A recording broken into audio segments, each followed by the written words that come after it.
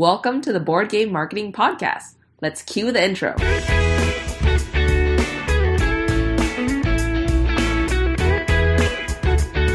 This is the #1 podcast to learn marketing strategies for your board game. Whether you're just starting on your first game or an experienced designer, you've come to the right place. My name is Nalin, and let's talk marketing for your game.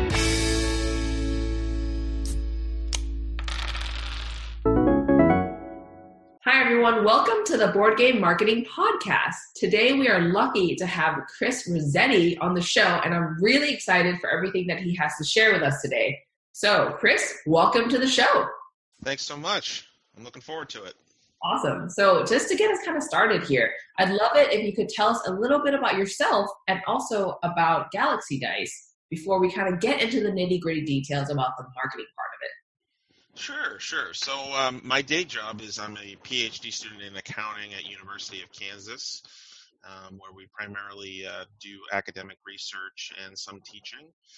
And then as far as hobbies go, game design and now sort of self-game manufacture has become something that I've been putting more time into, especially running Kickstarters. So I've been designing games since I was a little kid, and didn't really start the company until I was in high school and had developed a collectible card game.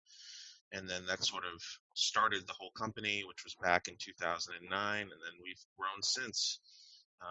And our most recent Kickstarter, we've had 6 so far, and our most recent is Galaxy Dice, which was actually we published another designer, David Shepard, had developed this game for a Game Crafter contest, and we had come across it, and we really liked the concept. We bought a copy for ourselves, and we play tested it, and absolutely loved it, and thought we could really do something with it. So we reached out to him, and worked out a contract, and launched it on Kickstarter, and we felt it was very successful. It was one of our most successful games on Kickstarter, and it is a press your luck dice game based on the vertical scrolling shooters of the 1980s. So it sort of simulates a shoot 'em up space arcade game where you're trying to defeat bosses and complete stages as fast as possible while also attaining the most points. That's awesome. It's really cool that you kind of found the game through the Game Crafter, the competition, and then kind of reached out and just said, hey, what can we do with this? So that's really cool. And you mentioned that you were designing games since you were a little kid. Would you mind telling us some more about that journey? That seems really cool. Sure. So when I was really young, this is before I even knew there was like an indie game design community. I used to turn the video games that I would play, like whether it be like Nintendo 64 or even like the actual old Nintendo, and I would try to turn it into a card game or a board game. And then when I was in high school, that all sort of went on the back burner. I got into doing sports and stuff and kind of left that hobby. But then I saw that there were a bunch of fantasy-themed card games like Yu-Gi-Oh! And Pokemon, and I thought, well, maybe I could make a more realistic version with like tanks and jets and stuff. And I made my own collectible card game, and then that kind of developed throughout high school as just this like side project that I would just work on a couple cards a night. And then in college, I was like, oh, maybe I could turn this into a company. So me and a buddy started a company in 2009, and then we were like, okay, if we're going to continue with this, we're going to need more games. Maybe we should go and start playing more games to understand mechanics and start developing other games besides just this collectible card game. So yeah, it's been quite a journey since very young, trying to create simulations in a board game sense of video games like GoldenEye and Mario and stuff. And then eventually get to a point where we're a part of the indie game design community and are launching Kickstarters and getting our games out there. Wow. Yeah, that is quite a journey from video games to card games, to collectibles to here. And now you're 6, Kickstarter campaigns down. So yeah, it's been a blast. So I would love to kind of dig into Galaxy Dice a little bit more, since this is your most recent campaign. Can you tell us all more about, what kind of things did you do to prepare for your campaign during the pre-launch stage? this campaign was a little different because we were involved with a designer that was outside of our group. So this was the first time that we had come up with a contract to work with an outside designer, which had its own challenges with regards to, like setting up royalties and when we would get art from him. And so it was just a different scenario than when we were trying to design our own games. So after we had worked out all the contractual stuff, as far as preparing for the Kickstarter, we always try to get a very good pitch video, and we send out our games to reviewers that we don't necessarily have to pay for the review other than sending the review copies. And that's generally how we develop our, pre-campaign crowd. We use the reviewers that we've sent the games to, and then also I'm very active in the Game Crafter community, and when we're constantly asking for feedback within that community, people sort of see, the links to our Kickstarter page, and because that's really the biggest thing that I've found is this kind of gathering a crowd, as build it up before you go to launch. So that's probably preparation wise would be to make sure you line the ducks in a row, get that good pitch video, get those gifts, get all the how to play videos done, get the rule books in a decent shape, and just make sure you've priced out everything so that you don't end up making a big mistake. That the pricing part definitely is really important. With all the things that you were mentioning about the videos, the how to play, the gifts, the reviewers, can you kind of walk us through your thought process of like what comes first, what comes second, things like that? So I think the thing that comes first is once I have a solid game mechanic down, or if I've developed a contract with a designer, I really want to get the art done first, because I think Kickstarter has kind of changed where, at least in the gaming industry, you want to have a completed game. They don't want to see a half developed game where some of the funds are going to art. So we make sure we get all the art up front, and that obviously our game mechanics are solid, which they usually are before we get the art. And then the other big thing, the largest pre-campaign expense that I invest in is a pitch video, and I typically use websites like contracting websites, or like a freelancer website, where I can find a designer that's or a graphic designer or a videographer that is willing to work within our budget. But we have a pretty big budget for our videos because we feel like that's a first impression for our game. So our largest expense, typically pre-campaign, is the video. And then we also have this rule that we don't spend any money on Facebook or social media ads, and we don't spend any money outside of the review copies to reviewers. We won't send out copies to paid reviews, and we do heavily rely on our prior backer following and sort of the community that we've developed, more so than using ads. Got it. Yeah. So I actually have a bunch of follow-up questions, because that kind of just unlocks just new possibilities for people. Because a lot of people come into these campaigns and they hear, okay, you have to run some ads, you have to do this and that, but you're saying, hey, no Facebook ads at all. We're not paying for people to actually review the game. So can you talk to me more about like how you kind of leverage your previous backers? What kind of other organic strategies you use to kind of get the game out there? Sure. So we have like a lot of golden rules where we only want to run one Kickstarter a year, so that we're completely committed to that one Kickstarter campaign. We only reach out to the previous campaign, meaning like our next campaign would only reach out to the Galaxy Dice backers.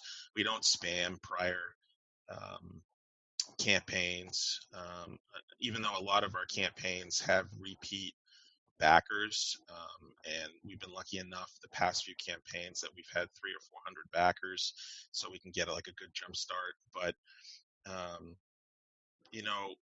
I think another big piece to our success is how active I am in the game crafter community. Mhm. As I can tell right there that just being in that community since 2010 and developing those relationships, it's kind of about who, in a weird way, like who you know, not what you know. And I can count on at least 20 or 30 people from that community to back on day one, which really gets you that jump start. Um, and then obviously, if you have that solid pitch video when you're on Kickstarter and you can get people to click and watch and kind of get engaged, we get a lot of backers that we haven't had before as well. So, um, and that kind of goes along with the review aspect. I've never benefited from paying for a review. So I try to go out and help those new reviewers that are kind of getting into the industry and are looking for people to trust them with their game and provide a review. Because I think, in my opinion, that as long as you have some form of review that does a good job of explaining the pros and cons of the game, it doesn't matter if it comes from someone that necessarily has tens of thousands of followers versus, let's say, 300 followers, unless you're one of those games that um, will fund in 2 minutes and Kickstarter and raise like $1 million.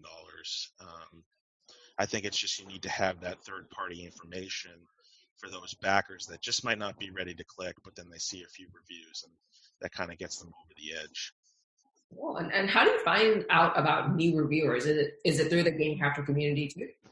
So that's where it had started. Is I would really reach out to who I knew on the Game Crafter, but there's I don't have the proper plug. I don't want to incorrectly plug, but there is a Kickstarter reviewer page on Facebook that you can throw up a pitch, throw up your game, and have reviewers, some more well known than others, reach out to you and say, "Hey, yeah, I'll review your game if you send me a copy." And that's what we've done the last two times, and we've been able to connect with lesser known reviewers that are just trying to get started in the industry. And I think that's us giving back. Like, hey, yeah, we'll trust you. We'll send you a copy of the game. Give us a review. Get some exposure. It's a kind of a win-win. Got it. Yeah, yeah. That sounds really awesome, especially when you're coupling that with just creating that relationship that you're kind of doing on an ongoing basis in the game crafter community and just kind of expanding those relationships. So Yeah, I agree. when it comes to the pitch video, since you said that's kind of the largest marketing expense for you pre-campaign, is there a freelancer website you'd recommend?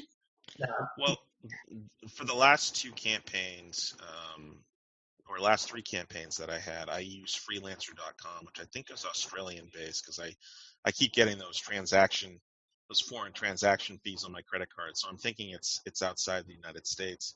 Um, it's been, you got to be careful who you decide to contract with. And luckily I've been able to contract with a few very responsive videographers, and their product was very, very good. But I kind of take the extra step and try to treat them as well as possible. Like, one of the videographers said he had never gotten a tip before on a job because I had given him a tip, and then he was like, "I'll definitely work for you the next time."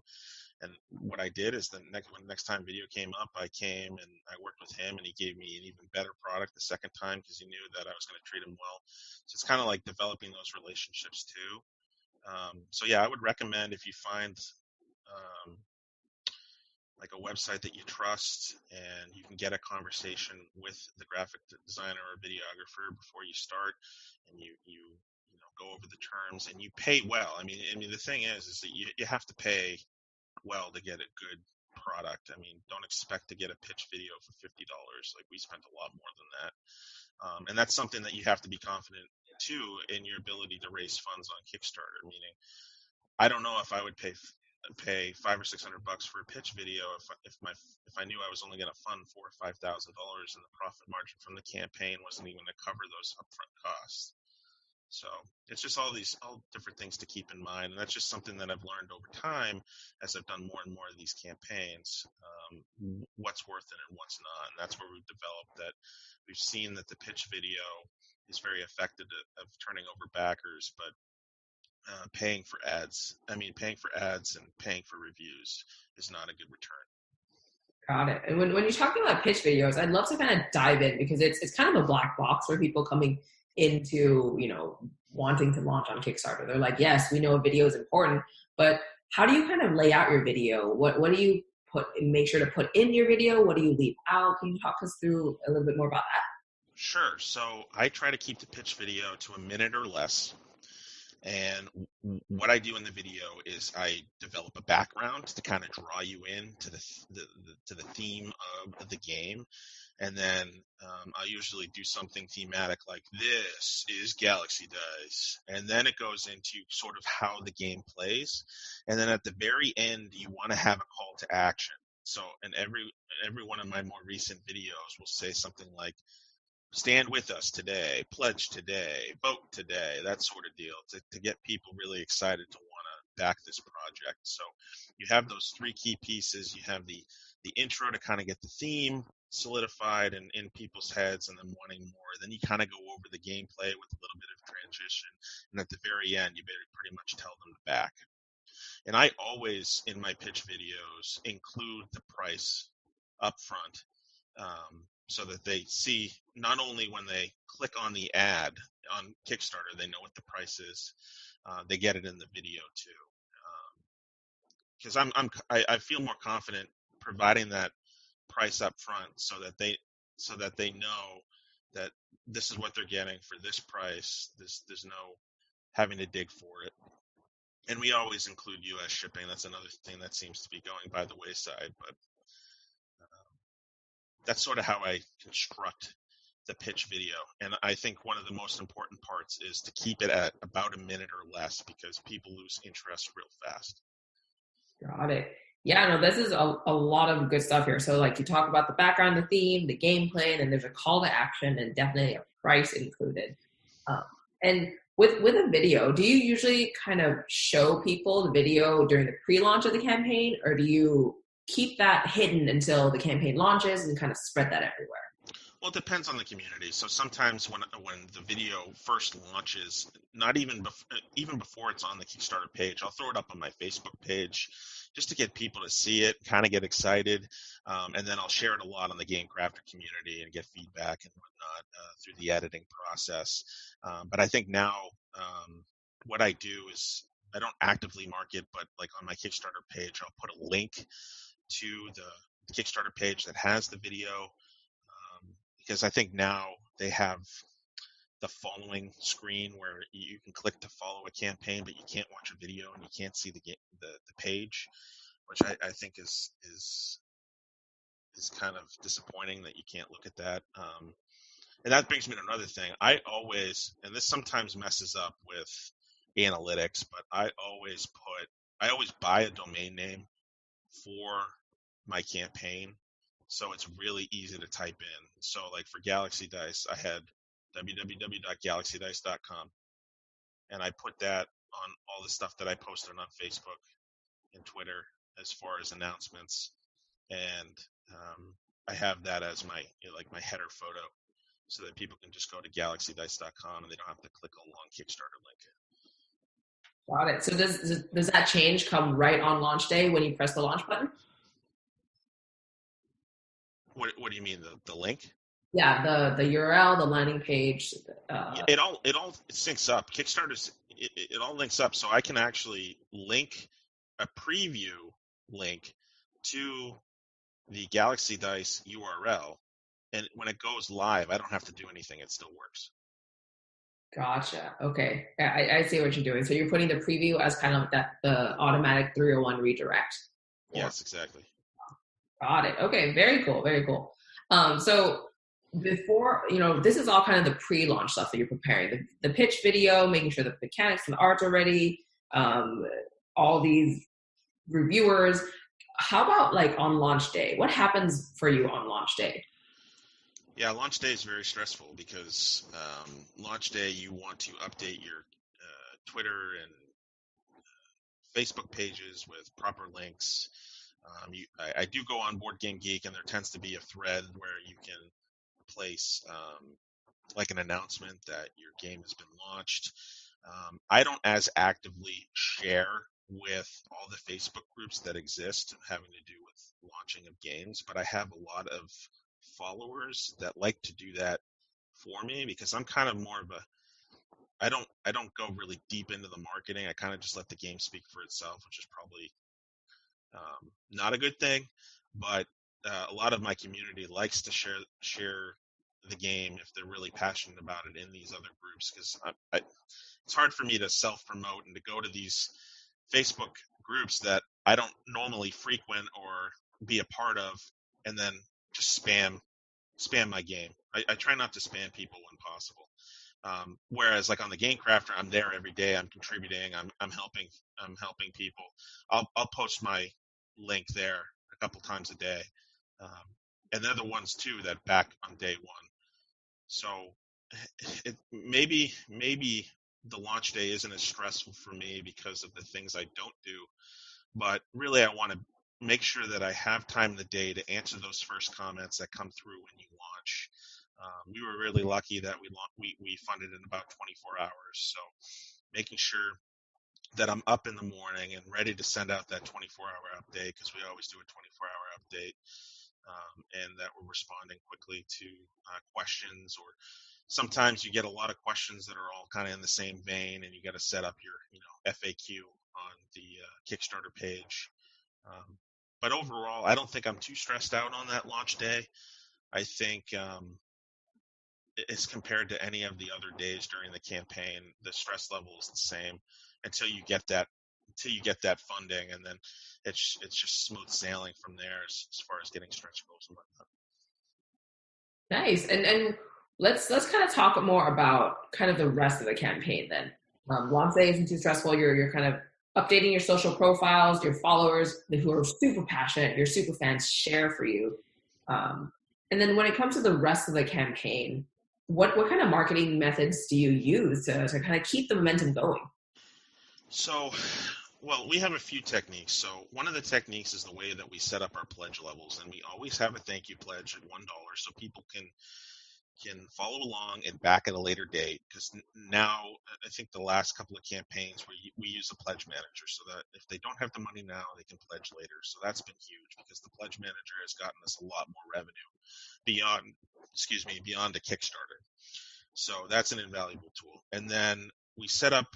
We always want to have an affordable print and play option because sometimes they could play the print and play and they get really into it and then buy the full game. And in some campaigns, we provide a free black and white print and play so that there's no risk. You can try the game, and then if you really like it, then you can buy it. So a cheap or free print and play level. And then we have a base level. And this is where a little bit of the risk comes in because we provide a game that is as basic as it can be without sacrificing quality, that you're going to enjoy the gaming experience. We keep it really cheap, and typically our margins are break even or maybe even a little bit negative. And so I wouldn't highly recommend this to someone doing a Kickstarter for the first time unless you're really confident with your ability to get people to buy the higher tiers. But then where we introduce our higher level tier games, like a deluxe edition, for example, that's where we would earn our margin. And in our last campaign, the deluxe edition far outsold the base edition. But we're still providing a value because we have updated parts and components and more gameplay. And then we usually have a kind of an off-the-wall level where you get something crazy, like you get a custom-made arcade box or a custom card that's included in the game, and that has a little bit more markup too because you have to pay for extra art and whatnot. But that's sort of how we did that. That's our strategy. Like we want to be able to gift the game to individuals who want just the playing experience for really affordable. But if they want to up the experience just a little bit, they'll pay a little bit of premium for it, and that's where our Kickstarter will function and be able to stay in the black. Got it. And is there any kind of tips you would give to people about pricing kind of the base level versus a deluxe edition? Yeah, it's difficult because I've done both campaigns that are impulse buys, like my 1159 campaign, which was the campaign right before Galaxy Dice, was a Mint-In game where retail price was $9 shipping included. So that's a kind of a price point where you go in and you see it and you're like, this is a no-brainer. I'm just going to back it. It's $9. What do I got to lose? It's going to be shipped to my door. And we got a ton of backers. We got almost 500 backers for that. But then as you get to the bigger games, it kind of comes down to that whole theory of nines, right? If you can get a price point at like $9 or $19 or $29, and I wouldn't go too much higher than $29. It's kind of a hard sell at that point, at least for small designers. You kind of get that feeling like you're getting a good deal. Doing other numbers, like I've had campaigns where I sell at 23. I've talked to this to a bunch of people in community chat that if you set your price at 23, people are either going to say that's a really cheap $25 game or that's a really expensive $20 game, and you can kind of you have the potential to lose backers on that. So it's kind of a give and take about where you really want to get the price point and what kind of profit you want to make off of each of your pledge levels. Yeah, that's what I got for that. That is one of the trickiest things to get right, because even with the 1159 campaign, I had people saying, well, why didn't you put it at 10? I'm sure people would have bought it just as much at $10 as they would at 9, and they're probably right. So it's very difficult to gauge your audience, but I think most designers have a sense of how much value your game brings and what you think your game can command as far as a Kickstarter pledge. Like if I were to try to sell that Mint-In game for $20, that just doesn't make sense. That doesn't pass the funny test. But could I have gotten away with 10, 11, 12? Probably. But I really wanted that impulse buy, and that $9 shipping included looked really good, and I don't have any regrets about it.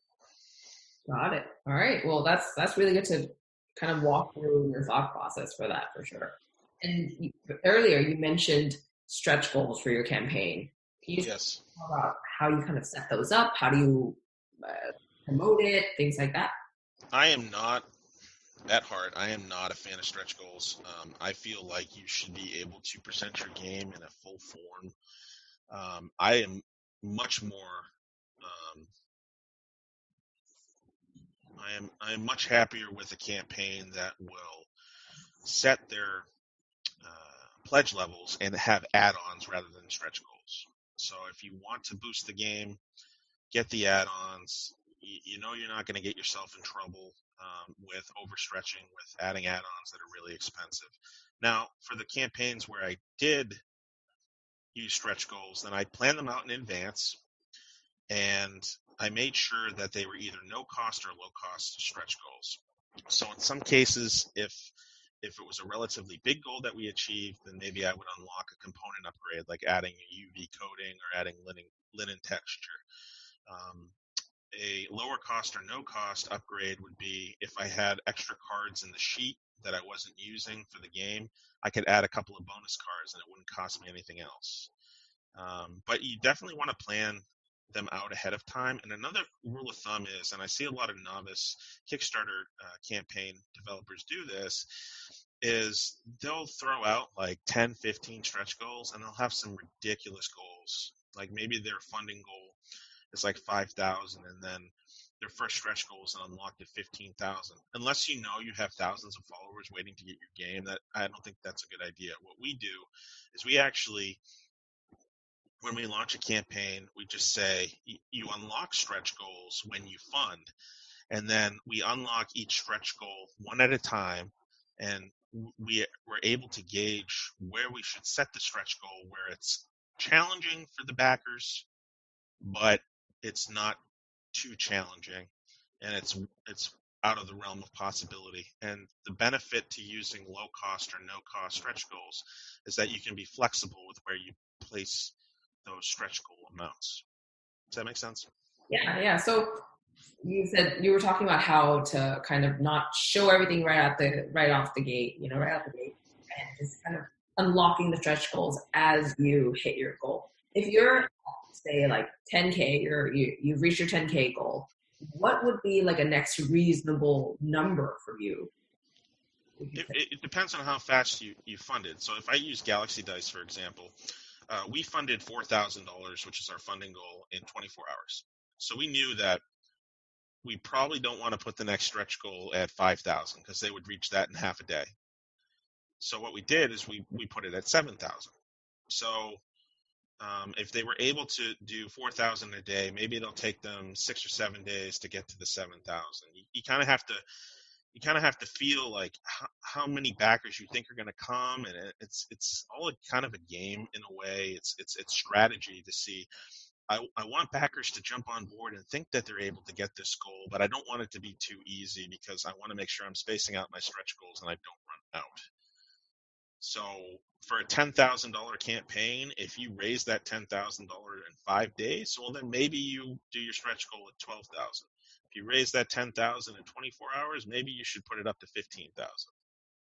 Got it. And how do you, since you have, you hit 4K in 24 hours, and then you set the next stretch goal at 7K, can you talk to us about how you encourage people to kind of share or, get more people to come back your game?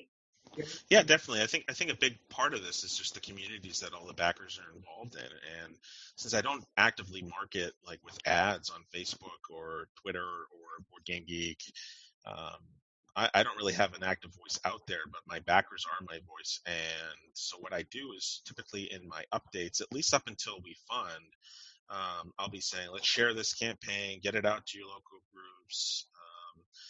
Check out the how to play video, see if it's something you like, check out these reviews, and consider backing. And there's usually levels for all types of people. So I found that that's helpful. Have I actually physically tracked how successful that is? No, but I always like to throw it in there because it can't hurt. But I've just been very fortunate that I've built a Kickstarter reputation where all the campaigns I've done, for the most part, have either been manufactured in the USA or self-manufactured by me, sourcing parts in the USA, and we ship 5 to 6 months early. So by doing that consistently over half a dozen campaigns, I get serial backers that are really confident in my ability to develop these games and get them on their shelves. So I think part of the process too is the reputation to have. Especially with some of the super backers that have more power and are able to influence other backers more easily. So it's been a long road. It's kind of like you kind of develop the strategy over a long period of time doing multiple Kickstarters, and you kind of gain momentum if you do a good job. Got it. Yeah, that's really important to, again, just building that relationship and just continuing that relationship and delivering that value for backers throughout. What is your decision to come back to Kickstarter versus kind of selling on your own website?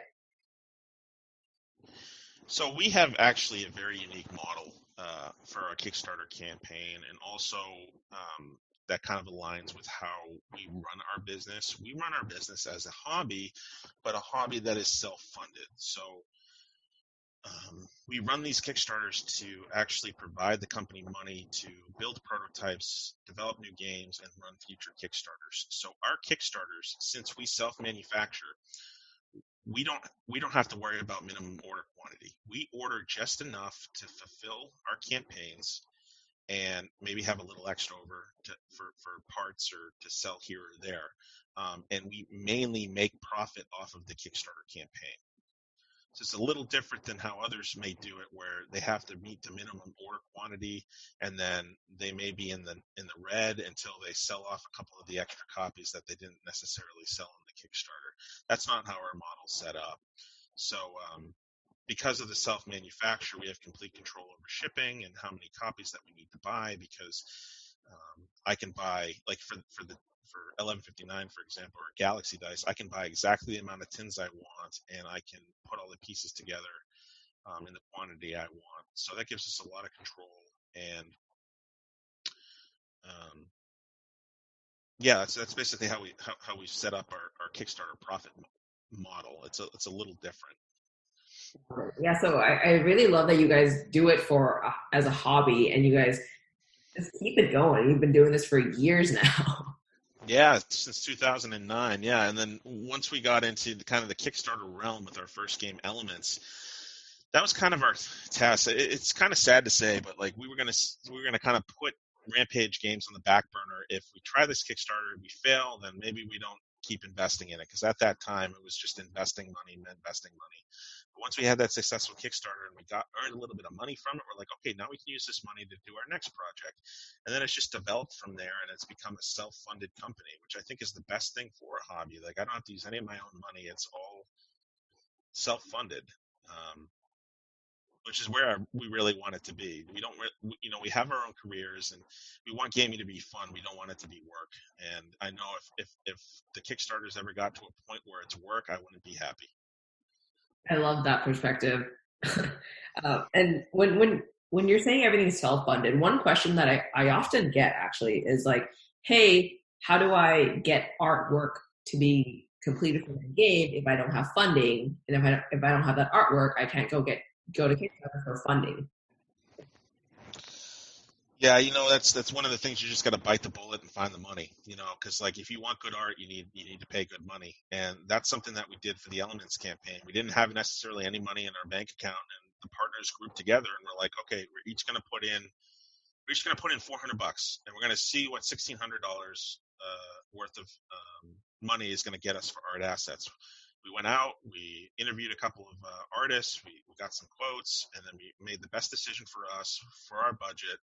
And we put together a plan, and we had somebody. This is one time I didn't necessarily pay for the pitch video, because it was our first time. I had a friend help us make the video, and we launched it, and we were successful, and the risk paid off. But it's kind of like it's a risk reward thing. I mean, I don't want, and I've never wanted to like disrespect an artist and ask them to do art for free unless they were like a relative and they really wanted to do it. Because that you're paying for their time and you're paying for their experience. So I've always paid artists well, and it's come back to help me. Like I'll get, they're more willing to work next time, and they'll introduce me to other artists, and it's all about kind of developing a community. But yeah, I don't know what to say other than you kind of have to risk some money in order to get the reward.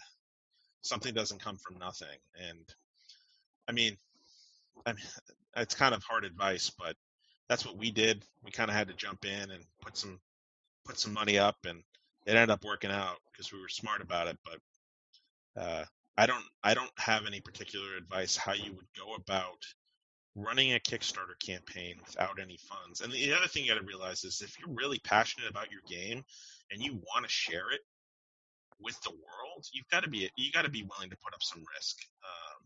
I think that shows that you believe in your project. Yeah, and I think it all again comes down to what you were talking about earlier about all the relationships that you've built, all the people that you know, all the people you've been talking to, especially in the gaming crafter community that you've been around and kind of in since 2010, and just making those relationships and fostering them, because they become again your super backers, your super fans, your core audience, and it just kind of builds from there. Yeah, exactly. And I mean, even going like the customer service route, like I've had backers that like they weren't happy for some reason. Like, okay, like one time a game arrived that was scratched, right? And I just said, show me a quick picture. And then I sent them a complete new game, not just a box. I just sent them a complete new game. So sometimes that too, then you have that backer for life. You know what I mean? Instead of alienating that backer to save a few dollars, and then potentially have like kind of bad press going and kind of moving around and infecting other designers' thoughts of you. You do that one good deed, and then you got a backer for life, and then they're going to be like, hey, yeah, this guy's top notch. So I think that's another thing too, is kind of pay it forward and treat your customers more like human beings than necessarily customers, and it goes a long way. Love it. And out of everything that we've talked about today, what do you think is kind of the most effective thing to get the word out about your game? You got to be active in the community. I think that's really what it comes down to, and I think that's what our success has come down to, is that I went into the Game Crafter community 2009, 2010, super green, and I just was in there in chat, asking questions, really got used to the platform, got to a point where now I'm a moderator, so I have like certain privileges in the chat room. and help out where I can. And gradually, you kind of develop this reputation. It doesn't have to be the game crafter; it can be any group. But as you start to get people to know you, and they trust you, and they trust your opinion, and they respect you, that actually is probably the best way to make sure you have that support when you launch. At least from my opinion. Yeah, I think that's super valuable insight. And every time I talk to someone new coming into the game industry, I'm like, hey, start talking, start making friends, start getting to know these people around you, because you guys are all on the same journey. You guys are going to be helping each other out. So I think that's really valuable advice. Absolutely. So, Chris, thank you so much for coming on the show and just sharing all of these insights about your campaign and about kind of getting the word out about, all the different campaigns that you've done pretty much. I know people really appreciate what you have to say. And before we go, what's kind of next for Rampage Games? So after we fulfill Galaxy Dice, which we're in the process right now, packing some tins, we have a Mint Tin Party Bundle coming in spring 2029. And so we actually hosted the Game Crafter Mint Tin contest, and 2 of the contest entries from that contest we signed, and we'll be launching maybe around March, April-ish next year. We'll see. But we're really excited to do that. It'll be a bundle, so you can get either one or both games, and we're really excited about it. That's really cool. And if they're interested in learning more about you, Galaxy Dice, Rampage Games, other games you've created, where should they head to? Well, they can go to our website at www.rampagegamesllc.com, or they can go to our Facebook page or Twitter page, the links are on the website. Or they can just jump into Game Crafter chat. I'm there almost every day. Awesome. Well, thank you so much for your time, Chris. Thank you.